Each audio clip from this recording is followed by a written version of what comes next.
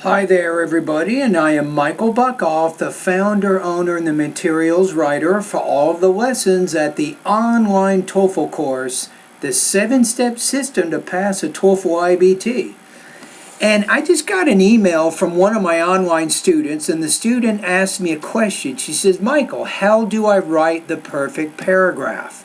I'm like, wow, nobody's ever asked me that question before. Now remember, there's no perfect paragraph really, but there are at least 7 things. If you do these 7 things, you really will increase your chances of getting a higher score, I think, on the independent writing task for the TOEFL IBT exam. So what are these 7 things? Tip number 1, include an arguable topic sentence.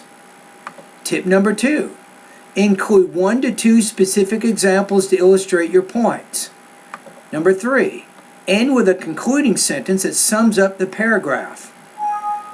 Now, there are also, in addition to these, you'll notice I put these tips under organizational tips. There are some cohesion and language use tips that you want to pay attention to also. Number 4, tie sentences together through lexical chains. Number 5, be consistent in both point of view and verb tenses. Number 6, use a combination of simple and advanced vocabulary. Number 7, use a combination of simple and advanced grammar. So in this video, I will illustrate what these 7 things look like in an actual paragraph of a sample independent writing task. Alright, to understand this particular model paragraph, and I'm demonstrating right now tip number 1, which is include an arguable topic sentence, not just a fact. Put that in your notes. It needs to make an argument. You need to make a claim, right? So the actual writing prompt is this. What are the most important qualities in a good coworker? Use reasons and examples to support your response, and then you see the thesis. In order for me to collaborate with other coworkers, they should be team-oriented, honest, and hardworking. So the first tip here is to make sure you have an arguable topic sentence. So I said here, first of all, coworkers, if they want to succeed in the workplace, should have the important quality of teamwork. So notice I use the word should have. That definitely creates more of an arguable tone. And guess what? My topic sentence, it connects back to the first point in the thesis. Notice I said here, team-oriented, and then I use the word teamwork. So also another idea is make sure that the thesis or the topic sentence, it ties back to the thesis and also the writing prompt. So you can see the words in blue in the actual writing prompt, the words in blue in the thesis, the words in blue in the topic sentence. So that's tip number 1. Make sure you have an arguable topic sentence that directly restates one of the key points in your thesis, and make sure that your topic sentence directly connects back to the actual writing task. Tip number 2. Include 1 to 2 specific examples to illustrate your points. Remember what argument is. We're saying that teamwork is important, right? And we already took a look at the topic sentence. Now take a look. In this case, I used 1 example. Now how much do I take to develop this example? Let's take a look here. Let's count the words. Okay, 117 words of this paragraph are focused on 1 example. And why am I showing you this? This shows depth and complexity of thought. It shows that you can take an idea, you can develop it over several lines in a paragraph, and that's a good thing. That's showing good thinking. Now let's take a look at what the example says.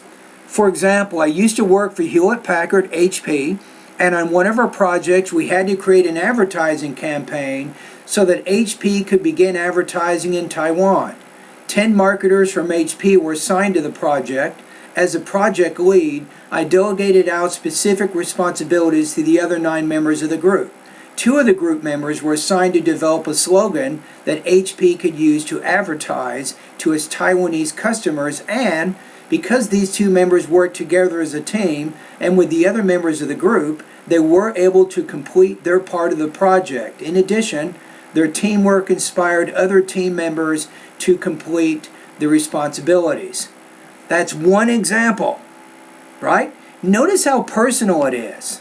That's another good idea. Think about personalizing the example. Make it relate to you, something in your life, something very specific, right? So that's the example. That goes back to the next tip. Include 1 to 2 examples to illustrate your point. Now, if for whatever reason, if you cannot develop a single example in 100 words, then take 2 examples and develop each of those in about 50 words apiece. And that's still showing some pretty good depth. Tip number 3, end with a concluding sentence that sums up the paragraph. So really, you can almost look as a paragraph as a mini essay. It has its own introduction, it has its thesis or topic sentence, then it has relevant supporting details along with a mini conclusion. What does it look like?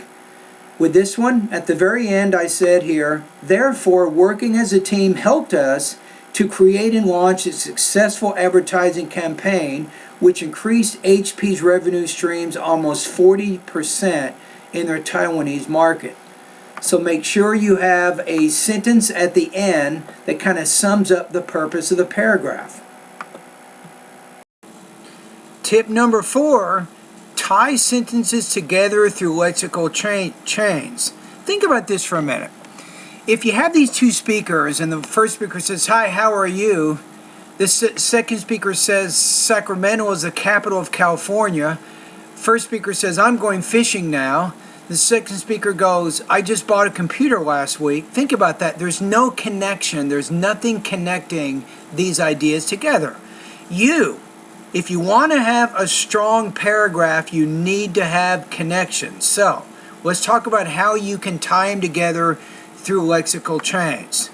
First of all, notice how the purpose of this topic here is to talk about teamwork, right?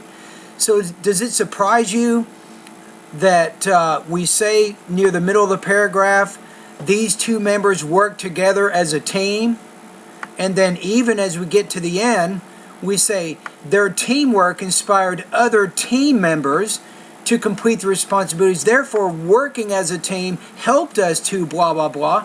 So there's no coincidence. I didn't put the word team or teamwork in there in the different parts of this paragraph by accident. I put them in there because it helps tie these ideas back to the argument that's being made here.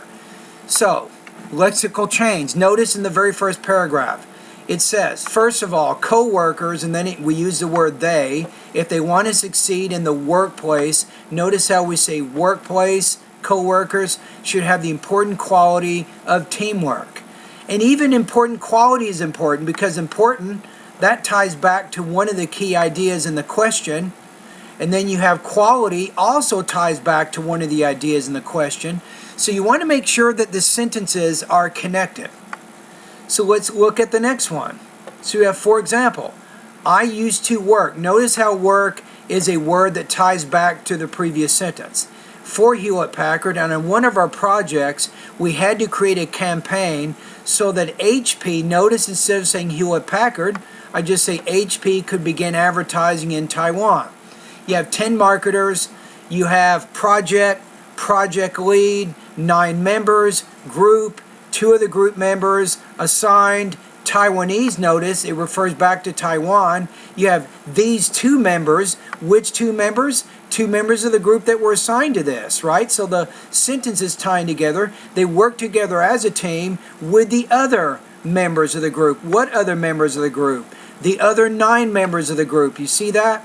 These are called lexical chains. You take ideas from one sentence and you mention those and include those in the next sentence. So then we have working as a team, even where we have responsibilities. Notice here it says were assigned, and then we have project, and it implies responsibilities in there. So if you look at this sentence, the words in blue are effective because they help tie back to previous ideas in either the same sentence or in previous sentences. So you need to make sure that each of your paragraphs, there's a clear connection between what you've mentioned and then what you're talking about in that sentence. And this is also why it's important that you, when you talk about an example, in my case, I use 100 words to really explain the example. By having that extensive example, I'm able to demonstrate this important quality in writing, that I can tie ideas together through lexical chains. If you have an example that's only 1 or 2 sentences or 1 or 2 lines, you're not able to show that in your writing. Remember that being able to show coherence and cohesion in writing, and also show development, these are very good things for your writing, and this is going to help your score go up. All right, the next tip number 5. Remember that if you're creating lexical chains like I talked about in the previous part of this video, you're definitely showing your audience how your ideas are connected. But there's 2 other things that really help tighten the structure of your paragraph, and you also want to utilize these, and that's tip number 5. Be consistent in both point of view and verb tenses. You definitely want to do this. So let's talk about verb tenses first of all. If you look at the paragraph here, right in the beginning, I'm talking more hypothetically. So I say, first of all, coworkers, if they want to succeed in the workplace, should have the important quality of teamwork. So here I'm using present tense verbs, and also I'm using the modal should to kind of introduce my topic. But then when I get into a past example, it says, for example, I used to work. Notice, I used to past, we had to create past, we have could begin instead of can begin. I'm using the past tense form of can. We have were assigned. We have I delegated, which is past tense. You have 2 of the group members were assigned, and then we say could use, which is also past. Then we have these 2 group members work together. They were able to complete their project, which is past. Inspired other team members, which is past. And then therefore working as a team helped us to create and launch a successful campaign. So in my example, because I was referring to an action which had a beginning and end in the past, I was consistent by using the simple past tense verbs. That's why I did what I did. So for you, you want to be consistent, right? Be consistent. And because the example I gave was very specific and it was personal and it related to my situation, right? I didn't have to talk about it hypothetically, right? So that's one good thing. Be consistent in your verb tense or verb tenses, and it helps to keep the paragraph together.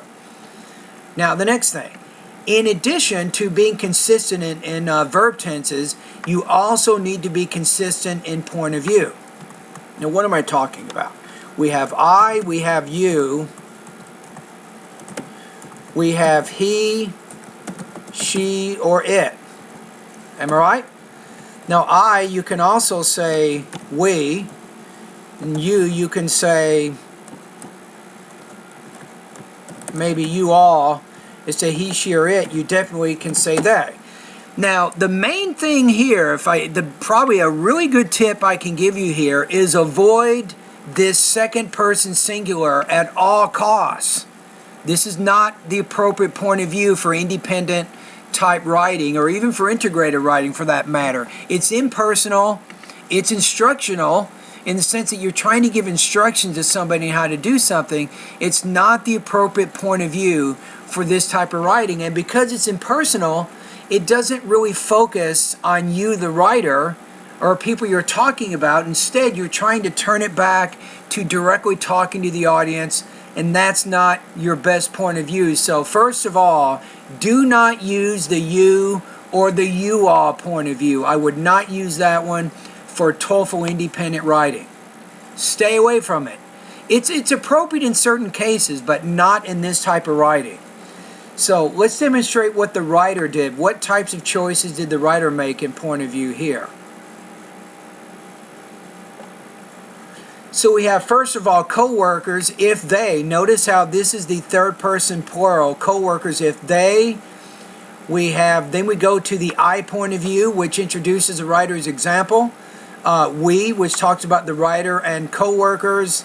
We go to 10 marketers were assigned. As a project lead, I delegated. We're back to first person singular. You have two of the members were assigned to, which is kind of like they.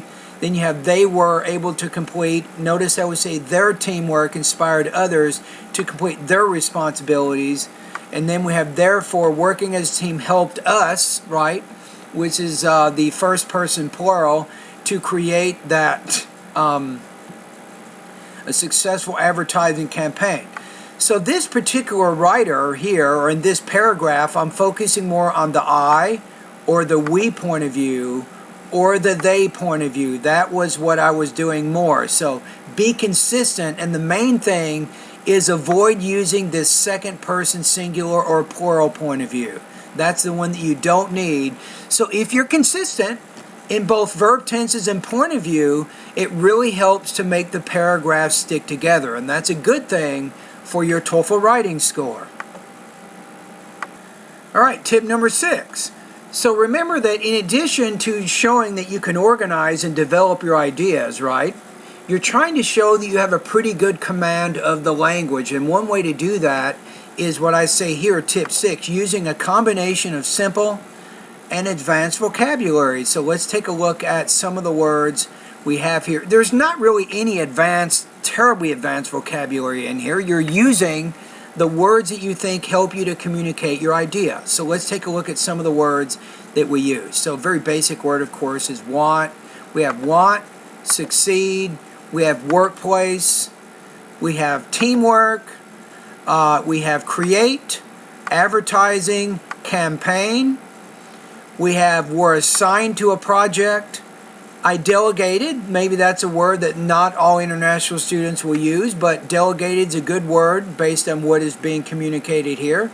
We have assigned, develop, slogan. Slogan is a good word. It's a very basic word, but a word that it just shows the writer is able to communicate the ideas. We have advertise again. Taiwanese here is showing that the writer understands how to use the adjective form of the noun Taiwan. You have inspired, complete, responsibilities, therefore is a more formal type transition word to explain the ideas. How about the word create and then launch? We have campaign and then revenue streams, and these are a little bit higher level words here. So the main thing is you're trying to show that whatever the words that you're using, you're precisely communicating your ideas. Not vaguely, but precisely. You're communicating exactly what it is you're trying to say. So I think that's my next tip, is making sure you have a good combination of simple and advanced vocabulary, especially for this type of writing, and it shows you have a good command of the language.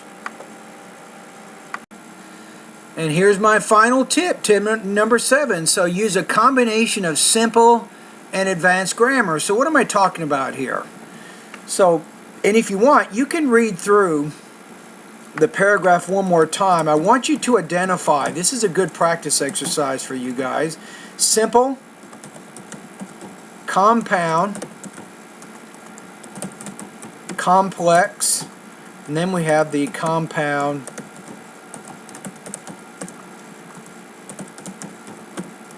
complex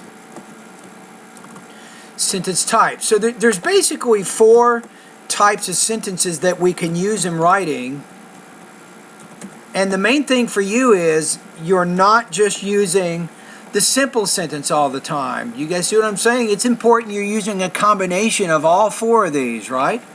And that helps show that you have good control of your language use, and that, my fellow TOEFLers, is a good thing. Believe me, it is a very good thing. So how does it work exactly? So let's read through and take a look at each of these examples, and we're trying to identify what kind of sentence it is. Is it 1, 2, 3, or 4? First of all, co-workers, if they want to succeed in the workplace, should have the important quality of teamwork. So because I use the word if they want to succeed in the workplace, which is an adverb clause, this creates what's called a complex sentence. In this case, it says, for example, I used to work for Hewlett-Packard, and on one of our projects, we had to create an advertising campaign so that HP could begin advertising in Taiwan. Wow, how do you diagram that? Who knows, right? But what kind of sentence is this? Notice, first of all, because it says and, we have I used to work, we had to create. It's definitely a compound sentence. You guys see what I'm talking about? But then it says so that HP could begin advertising in Taiwan. So this one is a compound complex sentence. Notice the next time I say 10 marketers from HP were assigned to the project. That's a short, simple sentence. I put it right in the middle of that paragraph, right? So then we keep going. It says, as the project lead, I delegated out responsibilities to other 9 members of the group. In this case, this is a complex sentence because of as the project. No, wait a minute. I'm wrong. As a project lead is a prepositional phrase. I delegated out specific. That's another simple sentence. So I start out with a little more complicated, and then I have 2 simple sentences. We have 2 of the group members were assigned to develop a slogan that HP could assign to advertise to its Taiwanese customers. So because of the word that's an adjective clause. So this is a, well, I forgot about the word and. You have and because these 2 members worked together as a team and with the other members of the group, they were able to complete their part of the project. So wow, that's going to blow your TOEFL IBT rater away. So there, that whole sentence, a compound complex sentence, right? So it's a compound sentence because 2 of the group members were assigned and then they were able to complete their part of the project. So there's definitely 2 independent clauses on both sides of it, but then there's also these dependent clauses before and after the coordinating conjunction. Okay, then we have, in addition, their teamwork inspired other team members to complete the responsibilities. Notice after the compound complex sentence, I follow that with a short, simple sentence. Then you have, therefore, working as a team helped us to create and launch a successful campaign which increased HP's revenue streams almost 40%. So now we end with a complex sentence. So going back to what I just said, is in the paragraph, the writer is using a combination of both simple and advanced type sentence structure. Some simple sentences, and then some complex sentences, and then some compound complex sentences. It's a variety, a combination of them. You have to think of it like this. Think about writing when you're creating sentences. Think about yourself as a pitcher. You're throwing, right? You're taking a pitch, right? And you're throwing it to the reader. Now think about baseball for a minute. What do you think would happen if a pitcher throws exactly the same pitch to every batter? The batter's going to know what's going to happen. The batter's going to hit a home run. That pitcher's not going to have a job very long. So we write or we create a variety of sentences in our writing. It makes it more interesting for our audience, and it can help us control how our audience receives the information and what type of emphasis they should put on that information. Typically, for your information, if you're using shorter, simpler sentences in writing, you do that because you want to emphasize information. If you're using longer, compound or complex type sentences, you want the reader to go over that information faster. So it actually controls kind of the reading speed for your audience. And that's it. And there you go. Writing a perfect paragraph for the independent writing task on the TOEFL IBT. So in conclusion, I just want to restate the 7 tips. Number 1, include an arguable topic sentence. Tip 2, include 1 to 2 specific examples to illustrate your points. In my case, I have 1 example, no kidding, and it went over 100 words. Tip 3, end with a concluding sentence that sums up the idea. Now, I also gave you some cohesion and language use tips. Tie sentences together through lexical chains. Be consistent in both point of view and verb tenses. Use a combination of simple and advanced vocabulary, and then use a combination of simple and advanced grammar. Those are 7 basic things. If you do those 7 things, it's very likely you will write a very strong paragraph. And if you can write paragraphs in that manner, that's going to be very good for your academic writing, and also for the TOEFL IBT independent writing task. And that's it. And remember, if you want to practice, you ever heard the expression practice makes perfect? Guess what? I have a website. I have 40 independent writing practice tests you can start completing today. I have 40 integrated writing practice tests. You can start those today. You can send me a practice test every 24 hours, and guess what? I will give you a score so you can mark your progress. So for more information, go to my website at onlinetoeflcourse.com, and thank you for watching this video.